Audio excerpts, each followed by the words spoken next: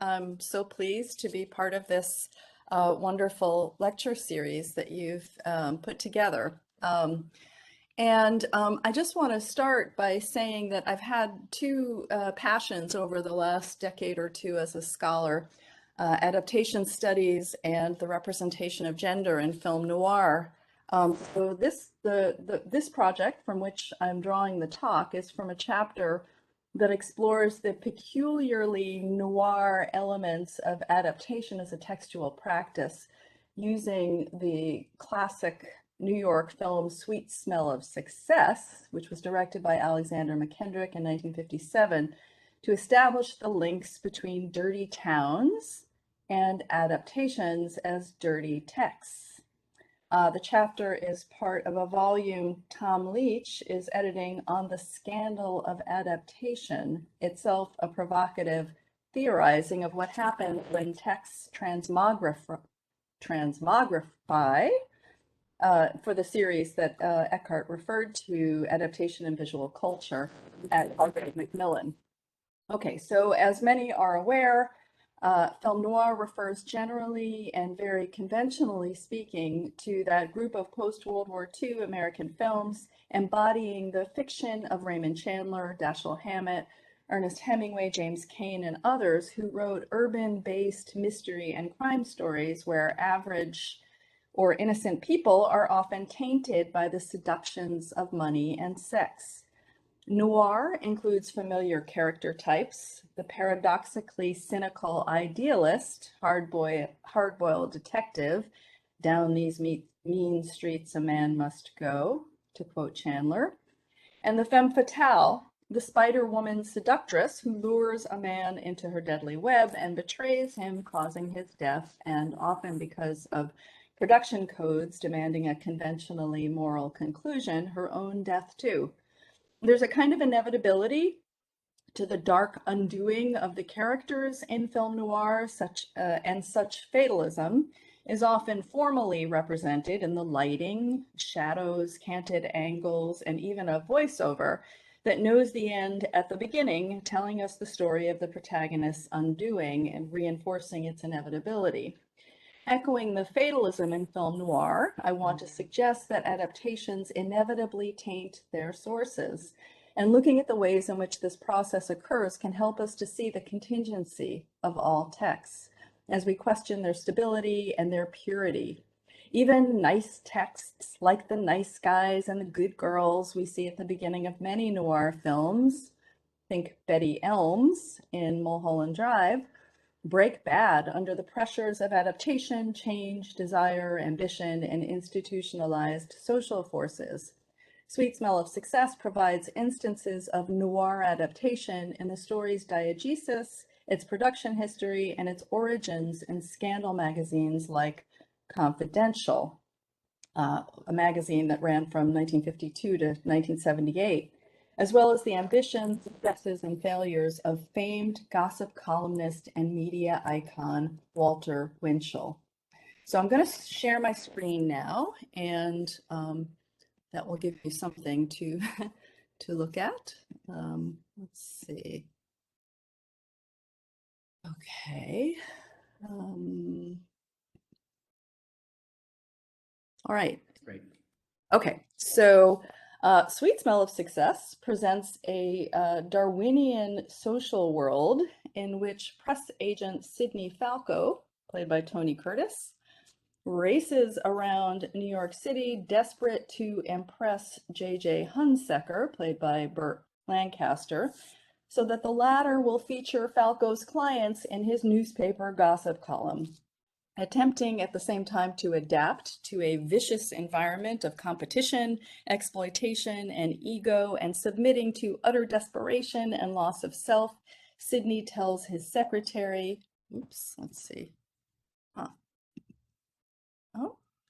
watch me run a 50-yard dash with my legs cut off. Sidney thinks Hunsaker is the golden ladder to the place where I want to get.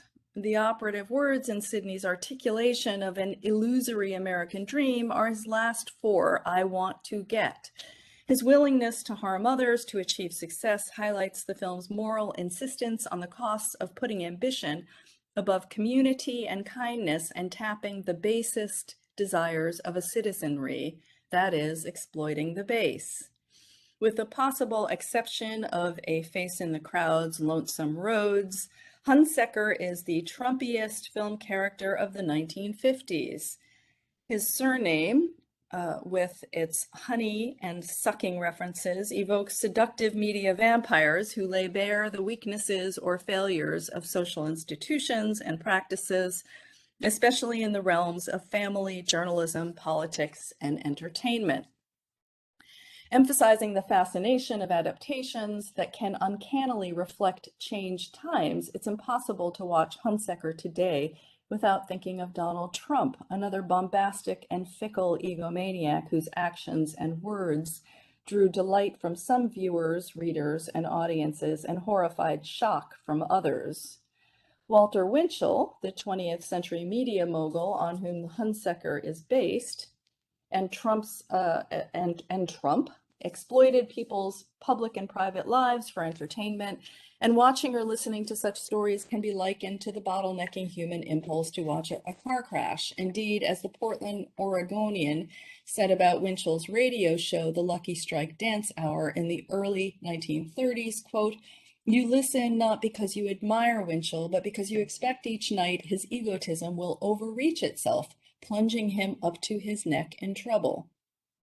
However, one of the perspectival shifts resulting from an examination of all of the sources and scripts that inform Sweet Smell is that Winchell inhabits the character of Sidney just as fully as Hunsaker.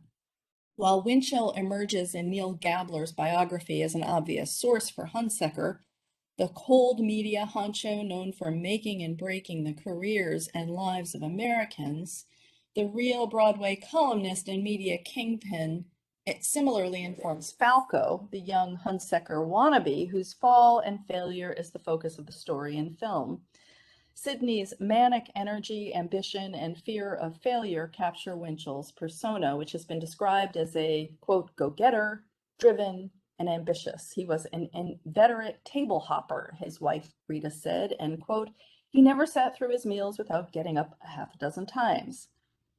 In his own role as adapter, Clifford Odets, who revised Lehman's original script for the film, reportedly advised Tony Curtis on his performance of Falco, emphasizing that Curtis should always be moving. Quote, "Don't ever let Sidney sit down comfortably. I want Sidney constantly moving like an animal, never quite sure who's behind him or where he is."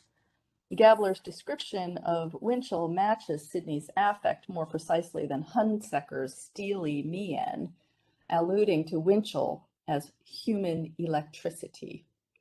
The point raises an interesting question about adaptational reading strategies, how our sense of what in an adaptation comes from where shifts when we examine a variety of contexts and sources beyond the ostensible source, that being Ernest Lehman's novella, which I'll say more about in a minute.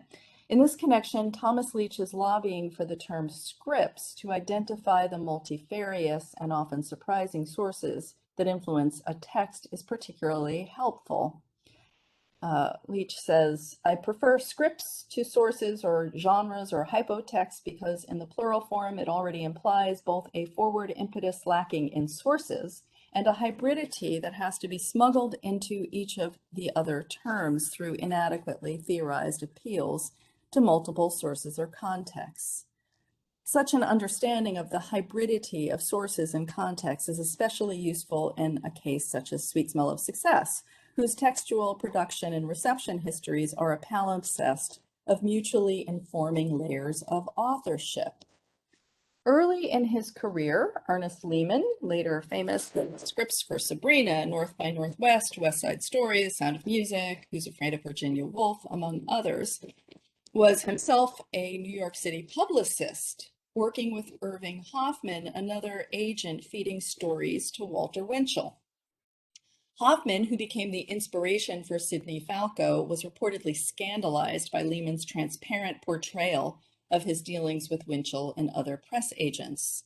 LeMoyne's adaptation of his own experience, sublimating his own guilt about having run in these vulgar crowds, illustrates one of the ways adapters can reframe the past. Walter Winchell's commentary could change with the prevailing winds. According to LeMoyne, who took aim at Winchell's hypocrisies, the columnist and his insincere peers, quote, never believed in their own politics, but this was part of their product, to be patriots. Winchell's fickleness reflected a personal need to be admired and a fear of losing the public's attention. He had had virtuous moments in calling out Nazis and anti-Semites in the 1930s. According to Noir, quote, Walter took on Hitler in 1933 far earlier and with far more prescience than all but a few political pundits. And yet, a contemporary of the columnist noted the amazing adaptability of the Winchellesque style. Winchell held few sustained beliefs. His views were a product of how much interest he was paid in a given moment, predicting Trump's audience-driven populist rhetoric, brandishing a wit not apparent in Trump's speeches or tweets. Winchell's columns displayed neologisms and clever wordplay. His slanguage included calling corrupt press people prostitutes, referencing celebrities and romantic trysts as Adam and Eving it, referring to Broadway as the main stem and liquor as giggle water. Winchell's entertaining portmanteaus aptly metaphorized the journalist's willingness to play with existing realities. Winchell's improvisation with language in dispensing his judgments is artfully evoked in Sweet Smell's use of language appropriation in the scene at the club, for example, in which Sidney hears columnist Bartha say about Hunsaker that he has the, quote, scruples of a guinea pig and the morals of a gangster. Seizing an opportunity minutes later, Sidney uses the same phrase about Hunsaker to manipulate columnist Otis Elwell. Sidney wants Elwell to plant a story that Susie's boyfriend, Steve Dallas, is a pot-smoking communist. Sidney's stealth appropriation of Bartha's words suggests the dangers of imitation when the players are so ruthlessly self-serving. From the virtues of adapting texts and selves to register change in perspectives and cultural contexts, Sweet Smell shows a fallen world of adaptation, where we see the exploitative potential of survivalist adapters turning on a dime, desperately borrowing and stealing other people's words and entertaining viewers and audiences in so doing. The dynamic suggests the responsibility of viewers and audiences to see past their own immediate pleasures to understand the manipulative processes of media and to read the symptoms of their dysfunction well. Sweet Smell spoke to an abiding element of modern tabloid culture that the film's director, Alexander McKendrick, saw as a hinge to the story. The complicity of readers and audiences in making gossip columns and the likes of Walter Winchell viable and often successful. McKendrick wrote extensive notes on the script LeMoyne based on his own novella, making it clear that Hunsaker and Sidney are not the real villains of the film, but symptoms of a damaging media culture. His prescient commentary helps explain why the exploitations on display in Sweet Smell of Success are uncannily adapted across time. Sidney and Hunsaker appearing merely as, quote, the product of a very questionable feature of our civilization. If noir is a trans-historical tone, as Christopher Brew and Elizabeth Hatmaker argue, that is characterized by negative affect, its sensibility sheds a gloomy light on the persistently dangerous convergence of cultural power dynamics and individual susceptibilities to narcissism and megalomania. While the portrait of J.J. Hunsaker is stylized and melodramatic, Trump's towering self-absorption and malice compel us to rethink Hunsaker less as a symbolic distillation of historical figures than a realistic portrayal of the extreme dangers of corrupt media demagoguery. Still, Sweet Smell of Success didn't do well when it was released. As Gary Giddens observes, quote, Audiences in 1957 did not go to see Burt Lancaster and Tony Curtis movies to find the characters they played steeped in a disdain that also defiled venerable commonplaces of American life, from brotherly love to dogged ambition, not to mention newspaper columnists, cigarette girls, senators, the police, and all that glittered along the Great White Way. Audiences found Sweet Smell of Success too cynical to make it commercially successful. It opened against Tammy and the Bachelor. But its acute anatomizing of the American public's craving for excess and invective, and its media hype, gossip, and presentation of politics as entertainment constitutes a searing adaptation of real-life social and political traumas and demagogues, dirty players, and earnest writers and artists. As time passed, the poetry of its noir performances, visual qualities, and script have led to a fuller appreciation of the film's art and its visual rendering of not only Lehman's novella, but an aspect of America's history and culture that remains bewildering to many who might still be surprised that Donald Trump, an offspring of Winchell's America, became a successful political candidate. In 2020, Paula Rabinowitz designated Trump's America a melodramatically adapted, quote, new United States of Noir affect, USNA, linking the fictional worlds of film noir to the current slimy world run by powerful and corrupt men. Although Walter Winchell turned his attention from Broadway to politics in the 1930s, he never lost his desire to entertain, thus contributing to a cultural shift writer Cleveland Amory called publiciety, a society that values publicity and entertainment above all else. Winchell played with the facts to get the news, as Walter Neff from Double Indemnity might say, up on its feet. However, what made Winchell and the servile press agents who fed him items for his columns such good material for a work of fiction and for a film noir were the writer's larger-than-life personality and his rise and fall from fame that mostly resulted from his energy, cleverness, outsized ego, deep insecurity, and bullying habits. Winchell's gymnastic use of language also made his story ripe for noir, whose scripts are often characterized by cynical wit, metaphor, and clever urban patter. Lehman's original story described the fast-talking, often corrupt and corrupting city denizens. Clifford Odets added much of the film's noir poetry and dialogue. James Naramore discusses the film's Baroque verbiage, saying, quote, few films have employed such deliberately stagey language, in this case a mixture of gutter poetry and Winchellese of a sort that was never actually spoken in New York. Odets also adapted the stars' bodies and persona into the script, poetically riffing on actor Tony Curtis's looks and contrasting his prettiness with the film's menacing environment. Rita calls Sidney eyelashes, and the cop Harry Kello refers to Sidney's ice cream face. Lehman first published Hunsaker Fights the World, what the story was called, in Collier's magazine in 1948.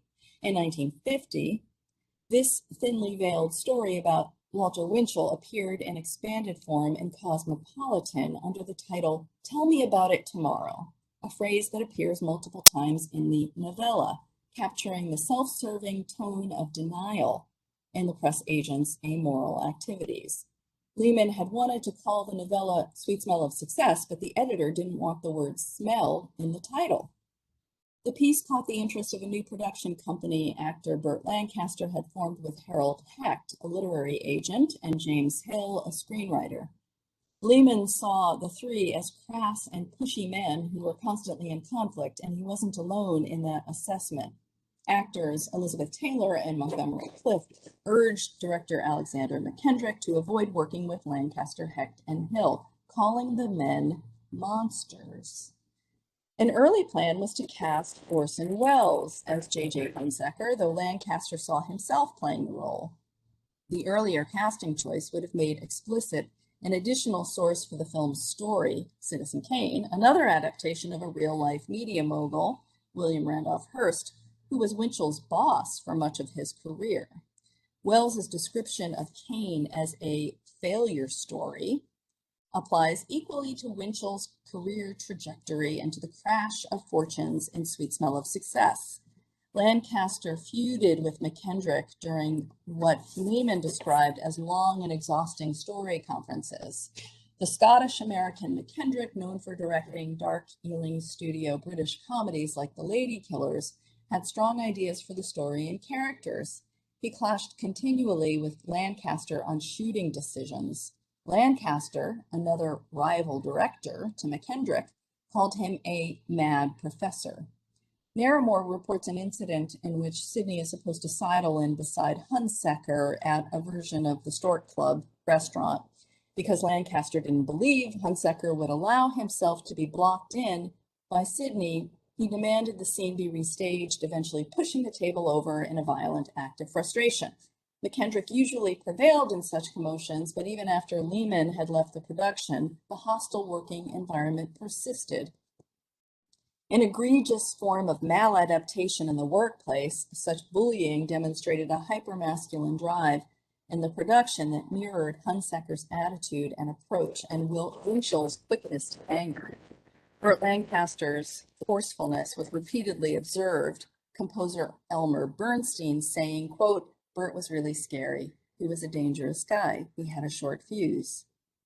Neil Gabler reports LeMoyne's assessment of the men producing the film as, quote, "a rapacious and amoral bunch." LeMoyne recalled, quote, "There was a whiff of violence about the place." Lancaster's vulgar displays of machismo took center stage. His sheer physical presence, said LeMoyne, was overwhelming. His shadow fell over you before he even entered the room.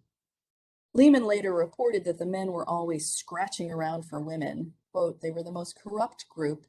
I really sank into the depths when I decided to work with them." Adding to other stresses during production, the script kept changing from day to day. As Sam Kashner points out, quote, "McKendrick would note years later, there was never a final shooting script for the movie. It was all still being revised, even on the last day of principal photography. It was a shambles of a document." Battles over the representation of all of the characters, as well as the tone of the film's ending, so exacerbated a stomach ailment of LeMoyne's that the writer left the project on doctor's orders. LeMoyne hightailed it all the way to French Polynesia, about which he remarked in the handwritten notes on the film, "I loved Tahiti." This is when Clifford Odets, famed for 30 social problem plays like Waiting for Lefty, came in to revise the script. In adapting LeMoyne's work, Odets added much of the film's wickedly witty dialogue, cauterizing the film's noir tone and illustrating Jack Boozer's emphasis on the centrality of the history of the adapted screenplay to the collaborative authorship that's at the heart, says Boozer, of adaptation. Despite LeMoyne's frustration at sharing authorship with McKendrick and Lancaster, the cinematography of the film and its famed jazzy score by Elmer Bernstein would contribute significantly to the art of the film, as would its directing labor, its fictional source, the revised script, and the charismatic performances of the actors. With his glistening black and white exterior shots of New York City, cinematographer James Wong Howe added his signature to the film.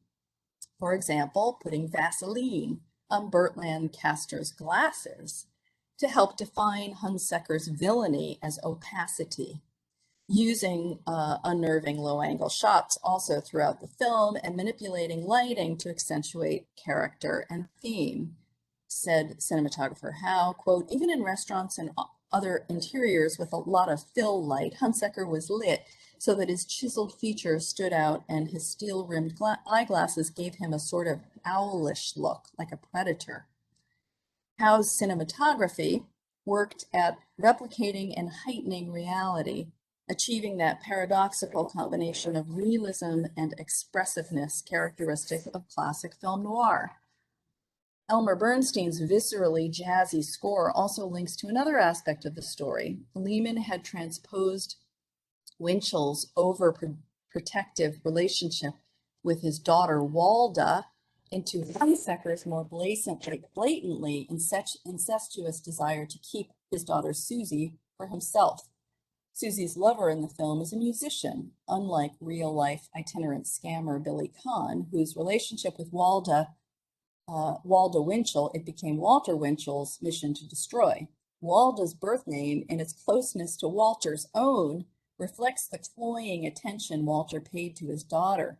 According to Neil Gabler, Winchell also gave Walda a fur coat, which Sweet Smell of Success adapts into a visual metaphor. Susan Harrison, playing Susie Hunsaker, is accoutred with a fur coat throughout the film, yet as Sweet Smell progresses, she changes from wearing it full on to draping it across her shoulders as if she is sublimating a resistance to J.J. Hunsaker and his withering power over her. By the end of the film, she throws off the fur, leaving J.J. and walking into the city's dawn. As dark as the film is, this more hopeful conclusion was another change wrought by McKendrick after continued arguments with Lancaster about the ending. Lancaster wanted the final scene to focus on the two men, Falco and Hunsaker, and planned to recut McKendrick's ending. The director noted, quote, "I became devious, as a director has to be. I shot the whole thing with a moving camera, which makes it harder to cut. I wanted to be sure they couldn't massacre the scene." It is worth noting that the novella Sweet Smell ends with a fierce, fateful, one-word exclamation by Sidney as J.J. lurches toward him after finding him with Susan. Sidney just screaming, "Don't!" And that's where the novella ends. Given the hyper-masculine atmosphere of the production set, it is no surprise that Susan Harrison, playing Susan Hunsaker's overprotected daughter, reportedly struggled with the work environment, perhaps contributing to a performance Naramore rightly characterizes as insecure and melancholy. The fact that the actor shares her given name with her character further symbolizes the blurred lines between fact and fiction in these layers of noir adaptation. LeMoyne, who didn't like the addition of Susie's attempted suicide in the script, wanted Susan to reflect a kind of strength that the character's intermittent hopelessness belied. However, there's a significant shot of Susie in the film as it dawns on Sidney that she's set him up to be caught by JJ in a compromising situation with the sister in whom he is perversely overinvested. As Harrison's face is partially in shadow, the film casts her now as a femme fatale of sorts, having wreaked vengeance on Sidney for setting up her lover, Steve Dallas, who was originally called Vic Dallas in LeMoyne's earlier script. Though Susan has lost her innocence, the lighting and Harrison's steely stare at Sidney reveal her agency here. The noir features of the film honoring LeMoyne's earlier intent to show Susan as a formidable character. But Steve Dallas's status as a beleaguered musician aligns the film with several noir portraits of aggrieved men with artistic values, expressive yet unyielding, putting in place the possibility of violence. The romantic yet violent screenwriter Dix in a lonely place, the defeated idealist actor Charlie Castle, played by Jack Palance in The Big Knife, Burt Lancaster's own starry-eyed boxer Swede in The Killers, Bogart's hyper-principled Sam Spade in The Maltese Falcon, Sunset Boulevard's writer Joe Gillies, who came to Hollywood as an energetic kid hoping to make it as a writer in the movie business, not to mention Norma Desmond herself, described by Cecil B. DeMille in the film Sunset Boulevard as, quote, "a lovely kid of 17 with more courage and wit and heart than ever came together in one youngster." All of these characters are innocents or idealists who came to lose their perspective, while Steve Dallas, a secondary character who is central to the plot, represents a stalwart romantic whose art represents his virtue. Surrounded by fakers and scammers, Steve speaks in a way that echoes his value as a talented musician, telling Susie, quote, "Don't leave me in a minor key." He is a genuine article, a real man, in Susie's words, an artist in a grubby, competitive world. In fact, going back to the wrangling negotiations during pre-production, it was director McKendrick who took a strong stand in making Steve Dallas, the artist figure, a moral center in the film. McKendrick's notes that were annotated by Ernest LeMoyne and are archived at the Harry Ransom Library, University of Texas, include impassioned commentary on why the earlier plan to make Susie's lover, Steve Dallas, a Bobby Sox singer was problematic. McKendrick felt strongly that Dallas should be singular and authentic. For McKendrick, Dallas's goodness was a crucial foil to Hunsecker's narcissistic megalomania. McKendrick said, quote, Vic, later Steve, has talent and ignores Hunsecker's power.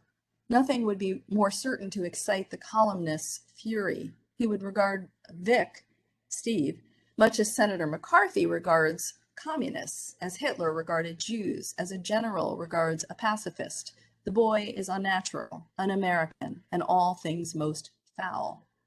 McKendrick's notes not only reveal his auteurist interventions and help to explain Lehman's anxiety and Lancaster's anger and frustration, but indicate the film's efforts to promote an idealism in proximity to corruption, a fundamentally noir double vision that we see here is a direct result of the complex, extra-diegetic story of adaptation undergirding the film.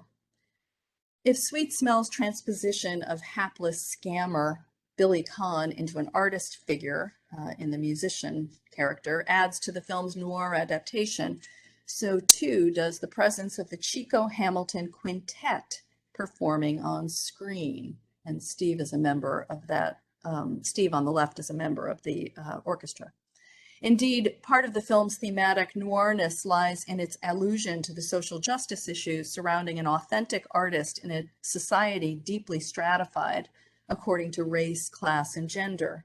The role of a hunted and haunted jazz musician in the 50s evokes a racialized post-war America, like that in James Baldwin's story, Sonny's Blues. The whiteness of Martin Milner's Steve Dallas inversely reflects a history of Black jazz artists trying to thrive in a racist country.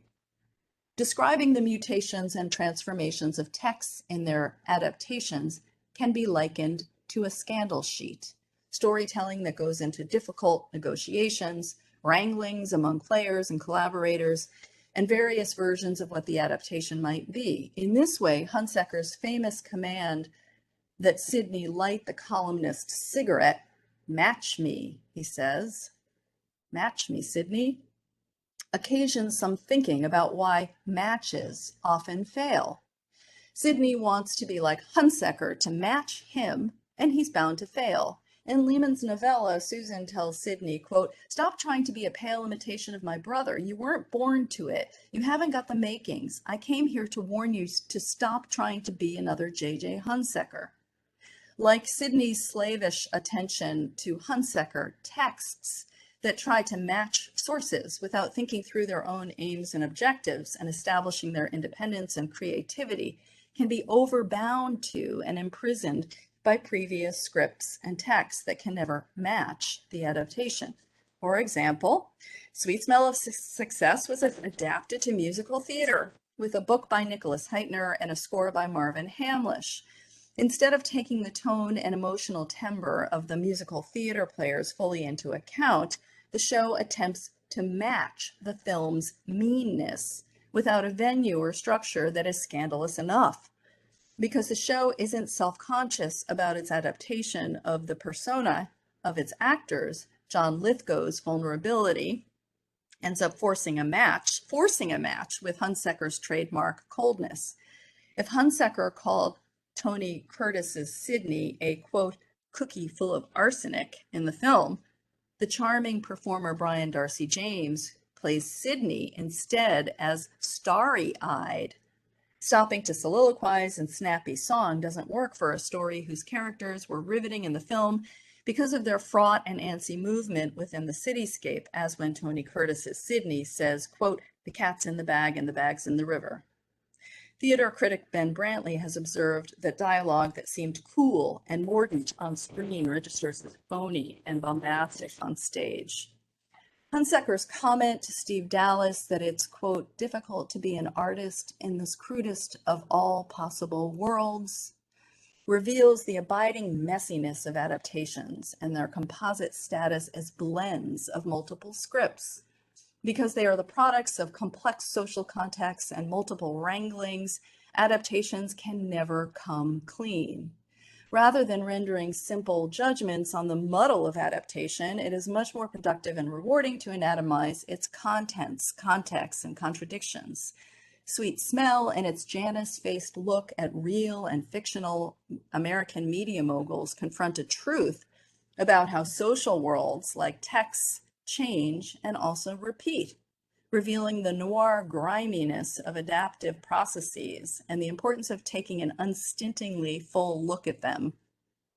Noir revelation as an adaptive process of examining social worlds seems at the heart of Brew and Hatmaker's study of noir affect, when they suggest that, quote, only by tarrying with these negative affects as they appear in the story of two-time losers, violent criminals, and death-haunted subjects, can a truly transformational politics become possible. To Brew and Hatmaker's twinning of cynicism and idealism in film noir, I would add the related values of empathy, perceptiveness, and understanding, even if transformational politics is not readily on hand. Neil Gabler describes, I'm just quoting here, Neil Gabler describes the work of publicists in Lehman, Hoffman, and Winchell's area in this way, quote, most of the press agents themselves were so absorbed in the details, they were myopic to the rest. They never saw the system whole. They never saw the system whole this way or gave a moment's thought to its effect.